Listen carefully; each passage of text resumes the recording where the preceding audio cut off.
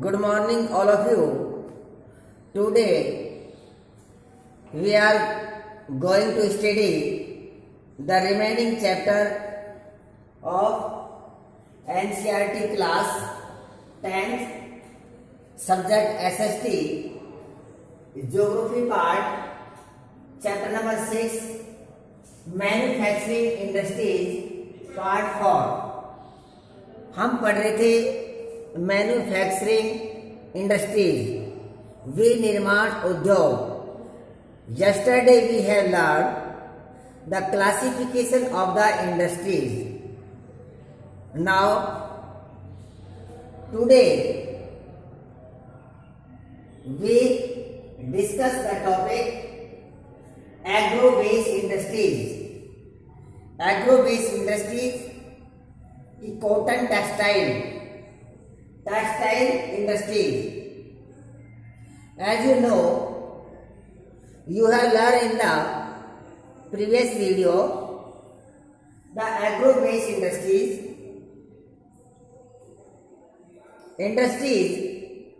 based on the raw materials of the agriculture, that is called the agro-based industries. For example,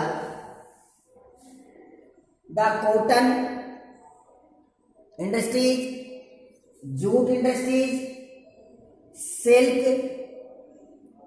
woolen textile, sugar, edible oil means vegetable oils, synthetics, rubber, tea and coffee. All the example of the agro-based industries. ये सभी example agro-based industries के ऊपर है। Now we discuss as far as the textile industries. Textile industries means वस्त्र उद्योग. It is the main example of the agro-based industries. Textile industry is a very old industries in our country.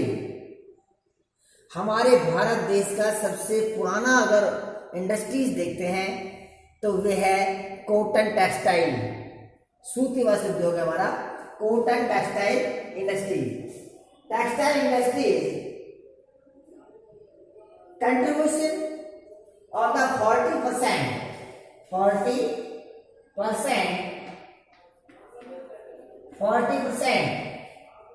of the total industries,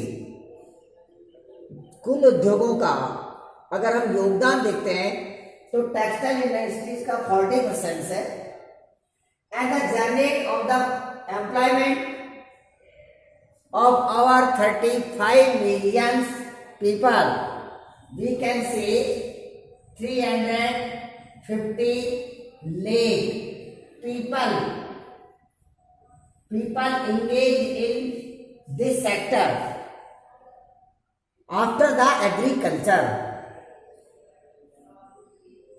कृषि के बाद में अगर सबसे अधिक लोगों को जो रोजगार देता है तो वे है हमारा टेक्सटाइल इंडस्ट्री। लगभग about the 35 million people employments this sector, we can say 350 lakh people engaged this sector after the agriculture. कृषि के बाद में सबसे अधिक जो लोगों को रोजगार प्रदान करता है ये है हमारा टेक्सटाइल इंडस्ट्रीज। टेक्सटाइल इंडस्ट्रीज हमको foreign exchange earning about 24.6% foreign currency. Our economic conditions को जो डेवलपमेंट करता है टेक्सटाइल इंडस्ट्री, उसमें फॉरेन एक्सचेंज अर्निंग देखते हैं विदेशी मुद्रा हमें जो प्राप्त होती है, विदेशी जो इनकम है वे 24.6% केवल हमको टेक्सटाइल इंडस्ट्री से ऑब्टेन होती है। टेक्सटाइल इंडस्ट्रीज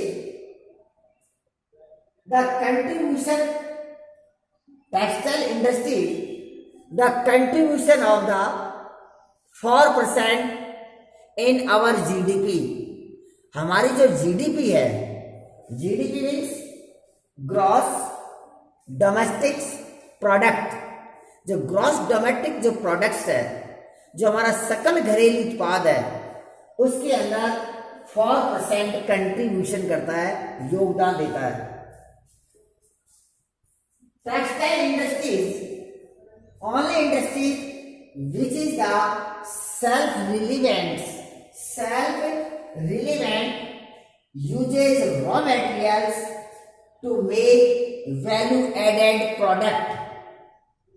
जितने भी इंडस्ट्रीज है उन सबसे जो इंपॉर्टेंट इंडस्ट्रीज है वे टेक्सटाइल इंडस्ट्रीज है, जो सेल्फ रिलीवेंट है, जिससे सबसे अधिक रॉ मटेरियल्स को वैल्यूएबल बनाया जाता है, कच्चे माल को अधिक वैल्यूएबल बनाया जाता है। There are the many people engaged in this sector after the agriculture, as you know the previous point. ये जो सेक्टर है टेक्सटाइल इंडस्ट्री, इसमें सबसे अधिक लोग इसमें एंगेज है, ये सबसे अधिक लोगों को रोजगार देता है। For example the fibre product, रेशा उत्पादन, स्पिनिंग बनोते से कताई बुनाई, वीविंग बन होता है वीविंग काइनेटिंग बुनाई, डाइंग एंड फिनिशिंग, डाइंग बन होती है जैसे रंगाई करना, रंगना और उसकी फिनिशिंग तैयार करना, एंड गारमेंट मैन्युफैक्चरिंग, वस्त्र विनिर्माण। इसके लिए अगर रॉ मटेरियल्स देखते हैं, फाइबर प्रोडक्ट्स के लिए रॉ फाइबर कच्चा रेशा, स्पिनिंग के लिए यार्न मीन्स सूत के लिए, वीविंग काइनेट के लिए फैब्रिक्स मीन्स वस्त्र कपड़ा, और डाइनिंग फिनिशिंग और गारमेंट मैन्युफैक्चरिंग के लिए ये हमारा गारमेंट्स रेडी होता है। अब देखिए कितने पर्सन्स हैं जो इसमें लगे हुए हैं, अलग अलग सेक्टर्स में लोगों को रोजगार देता है। कौन? Textile industry. काफी जो पॉपुलेशन है, जैसे बताया गया 350 lakh people engage in this sector, कोई फाइबर प्रोडक्ट्स में, कोई स्पिनिंग में, कोई वीविंग काइनेटिंग में, कोई डाइंग एंड फिनिशिंग में, कोई गारमेंट मैन्युफैक्चरिंग में, कुछ रॉ फाइबर्स, यार्न फैब्रिक्स और गारमेंट, अलग अलग सेक्टर्स में अलग अलग पर्सन्स इनकी लगे हुए हैं। इस प्रकार से ये हमारा जो टेक्सटाइल इंडस्ट्रीज है ये अधिक से अधिक रोजगार देता है और रॉ मटेरियल्स को अधिक वैल्यूएबल बनाता है। ये हमारे textile industry. Now we discuss the cotton textile. Now we discuss the cotton textile. अब हम अध्ययन करेंगे सूती वस्त्र उद्योग। कॉटन इंडस्ट्री जो है हमारा इंडिया का सबसे पुराना इंडस्ट्रीज है, ओल्ड इंडस्ट्रीज है। ये कॉलोनियल टाइम से चला रहा है। जब औपनिवेशिक था, जब इंडिया के अंदर हमारा औपनिवेशिक जो यूरोपियन कंट्रीज के पीपल यहाँ ट्रेडिंग करने के लिए आए थे, व्यापार करने के लिए आए थे, उस समय ब्रिटिश को, इंग्लैंड को जो कॉटन टेक्सटाइल थी उसकी डिमांड थी, और उसकी डिमांड होने के कारण हमारा जो कॉटन इंडस्ट्री था वो डेवलपमेंट हुआ। पहले हमारे ओल्ड मेथड्स थे, स्पाइडर्स थे, हमारे कटाई बुनाई किसान थे, हैंडलूम्स थे, लेकिन 18th सेंचुरी के बाद में पावर लूम डेवलपमेंट हुआ। तो अब हम इसका लेते हैं कॉटन टेक्सटाइल, लेते हैं हम कॉटन, इसको cotton textile.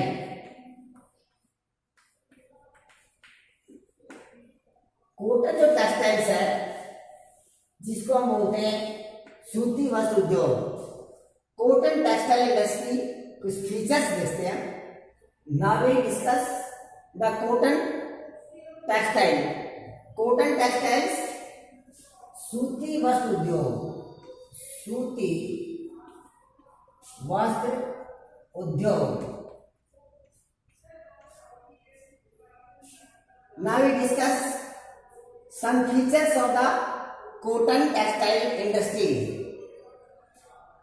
The first successful cotton textiles mill was established in Mumbai 1854. It is the important point. Underline this point. The first successful textile mill was established in the Mumbai in 1854. जो पहला जो वस्त्र उद्योग स्थापित हुआ India का, वे मुंबई के अंदर, मुंबई महाराष्ट्र में हुआ 1854 में। As you understand, the cotton textile industry is the oldest industries in our country. In ancient time, textile were the products with the hand spinning and the handloom weaving. प्राचीन काल में जो हमारा कॉटन टेक्सटाइल था, जो textile industries था, way hand spinning, हथकरघे के माध्यम से और हाथ से बनाए जाते थे। हाथ से सूत को काटा जाता था, जैसे महात्मा गांधी के द्वारा जो चरखा दिखाया जाता है, उसके द्वारा हैंड लूमिंग होता था। Hand looming weaving. Power looming come into the 18th century. जो विद्युत जो करघे थे, बिजली से चलने वाले जो करघे थे, वे तो हमारे 18th सेंचुरी में आया है। तो into use after the 18th century. Indian traders industry in the colonial period. As you know कि हमारा जो भारत का जो अगर इंडस्ट्रीज के बारे में देखें तो कॉलोनियल पीरियड से ही उस समय डेवलपमेंट हो रहा था। जब यूरोपियन कंट्री, ब्रिटिश जो लोग थे, वे आ रहे थे, तभी से इसको डेवलपमेंट हो जा रहा था। Today there are the nearly 1600 cotton industries and human made fibre textile mill. अगर आज हम देखते हैं वर्तमान में लगभग 1600 के लगभग हमारे सूती वस्त्र मिलें। And the 18% the private sector and rested और remaining is the public sector and the cooperative. जितनी भी हमारी कॉटन टेक्सटाइल इंडस्ट्रीज हैं, उसमें 80% जो कॉटन टेक्सटाइल इंडस्ट्रीज है, वे प्राइवेट सेक्टर में, निजी व्यक्तियों के हाथ में है, और शेष बची हुई जो है वे हमारे पब्लिक सेक्टर और कोऑपरेटिव सेक्टर अर्थात सार्वजनिक और सहकारी सेक्टर में डिवाइड है। इतना बड़ा फैक्टर है। 7,000 of the small factory with the 4 to 10 looms। इसके अलावा हमारी हजारों थाउजेंड्स स्मॉल फैक्ट्रीज हैं कॉटन टेक्सटाइल की, और लगभग 4 to 10 looms हैं, करघरे हैं हमारे पास में। Maharashtra and Gujarat were the main place of the growing cotton textile industry. Maharashtra और जो गुजरात है, वे हमारे मेन स्टेट है इंडिया के, जहां कॉटन टेक्सटाइल इंडस्ट्रीज डेवलपमेंट हो रही है। Cotton industries provide employment to the farmers. Cotton industries as you learn the, अभी आपने कुछ समय पहले पढ़ा था कि कॉटन जो टेक्सटाइल इंडस्ट्री है, बहुत से लोगों को रोजगार प्रोवाइड करता है। फॉर एग्जाम्पल फ्लोकिंग कॉटन कपास को तोड़ना, उसकी बैल्स बनाना, गांठे बनाना, उसके स्पाइनिंग, उसकी गिनिंग, वीविंग, काइनेटिंग, डाइंग। इस प्रकार से बहुत से ऐसे पार्ट है, इसके ऐसे डिपार्टमेंट है जिसमें लोगों को बहुत से ज्यादा रोजगार प्रदान करता है। तो कह सकते हैं कि cotton industries provide the employment to the farmer involve involve the plucking the cotton balls, spinning, gaining, dyeing, weaving and kinetic, etc. are the sector of provide the employment for the people. Spinning was the centralization in the Maharashtra, Gujarat और तमिलनाडु। जो हमारा spinning, जो कताई बुनाई का जो काम है, मुख्य रूप से महाराष्ट्र, गुजरात और तमिलनाडु में है। Through out the cottage industries, cottage industries means होता है कुटीर उद्योग धंधे, जिसमें कैपिटल भी और पीपल भी, रॉ मटेरियल भी कम यूज किया जाता है, एक कम इन्वेस्टमेंट किया जाता है कैपिटल का। विदाउट इलेक्ट्रिसिटी के भी हम अपने घर में भी लगा सकते हैं। That is called the cottage industry. Through the cottage industry, for example khadi provide the employment of the many people at their home. काफी लोग अपने घर में रहकर भी इसको काम करते हैं। और किसमें? Large scale to the weavers and their homes. जो बुनकर हैं, जो कताई करने वाले, कपड़े बनाने वाले, वे अपने घर के ऊपर भी कोटेज इंडस्ट्रीज को इस्टेब्लिश करके उसको लागू कर सकते हैं। The India export, our country export the yarn to the Japan. हमारा जो कंट्री है, भारत देश, जापान को सूत, यार्न में सूत को क्या करता है? एक्सपोर्ट करता है।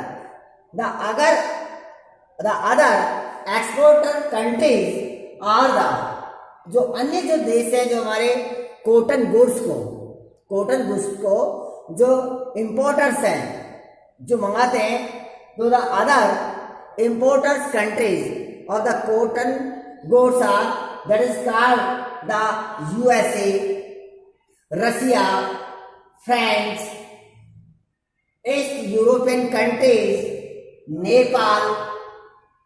नेपाल, अफ्रीकन कंट्रीज और द सिंगापुर, श्रीलंका, नेपाल। ये ऐसे कंट्री और हैं जो जापान के अलावा हमारे एक्सपोर्टर हैं, हमारे कॉटन गुड्स को मंगाते हैं। After the China, India is the second largest spiders country in the world. अगर हम तकुए के बारे में देखें, स्पाइडर्स के बारे में, तो पूरे वर्ल्ड में चाइना के बाद में इंडिया का सेकंड नंबर है, द्वितीय स्थान पर है। तो ये था हमारा कॉटन टेक्सटाइल इंडस्ट्री के features. Now we discuss some challenging of the cotton textile industry.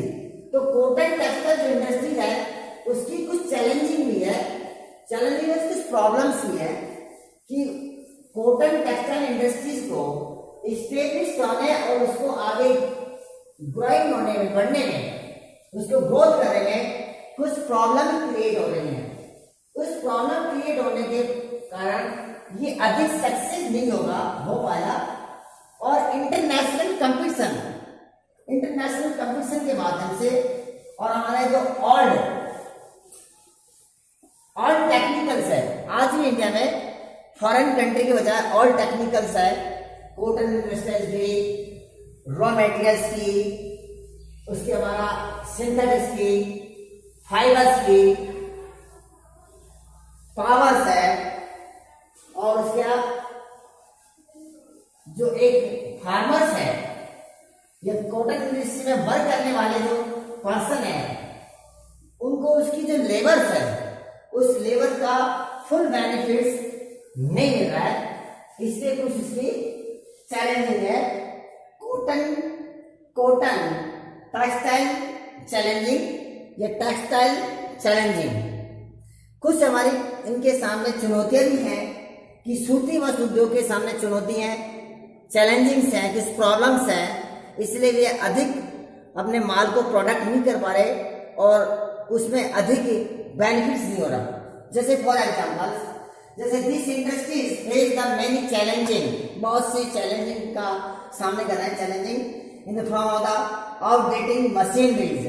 आज भी हमारे पास में मशीनरीज अच्छी नहीं है, जो मॉडर्न टेक्नोलॉजी की मशीन है वो मशीनरी नहीं है, ये इसकी बड़ी प्रॉब्लम्स है।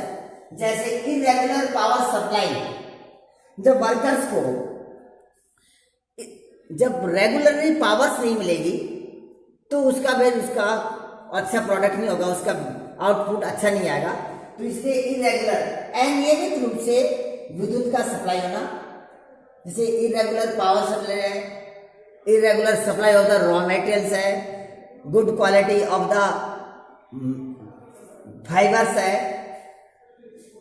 International competition from synthetics and fibres, ये अंतरराष्ट्रीय जो प्रतिस्पर्धा है।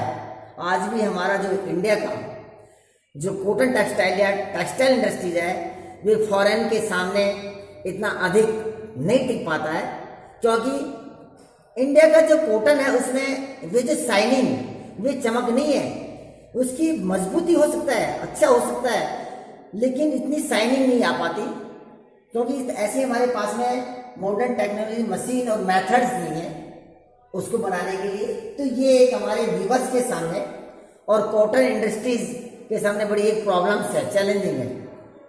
तो due to this there is the more importance of the cotton yarn in world trade the manufacturing garment important from India. ये भी बड़ी प्रॉब्लम्स है कि जिसके कारण हमारा जो इंडस्ट्रीज है ना वे अधिक डेवलपमेंट्स नहीं हो रहा। तो इस प्रॉब्लम्स जो है, इन प्रॉब्लम्स को अगर हम इसको रिमूव करेंगे, दूर करेंगे, तभी हमारा जो कॉटन इंडस्ट्रीज और टेक्सटाइल इंडस्ट्रीज है आगे की ओर गो हेड होगा, वरना नहीं होगा। साथ में गवर्नमेंट पॉलिसीज भी उसके ऊपर कुछ चेंजिंग करना चाहिए। जो टेक्सटाइल इंडस्ट्रीज है उनको सब्सिडी अधिक से अधिक देना चाहिए। साथ में रॉ मटेरियल्स है और फार्मर्स को मोटिवेट किया जाए कि अधिक से अधिक वे एग्रीकल्चर के ऊपर ध्यान दें, एग्रीकल्चर को पर अपना इन्वेस्टमेंट करें, ताकि जो हमारा जो एग्रो बेस्ड इंडस्ट्रीज है वे आगे की ओर बढ़ सके। तो ये था आज का topic, agro based industries. Agro based industries, what is the agro based industries, example of the agro based industries, textile industries main features, textile industries में उसका contribution of the GDP, engage of the peoples, etc. and features of the cotton textile industries and their challenging।